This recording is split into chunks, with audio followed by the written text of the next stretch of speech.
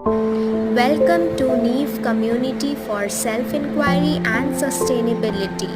Are you your mind? Most people live their whole life believing they are their thoughts. But when you watch your thoughts, who is watching? Who are not your fears, not your desires, not any doubt.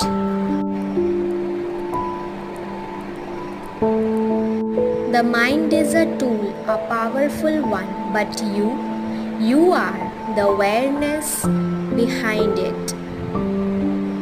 You are the space in which thoughts come and go. So next time your mind speaks loudly, just pause and ask, who is listening? Thank you for watching.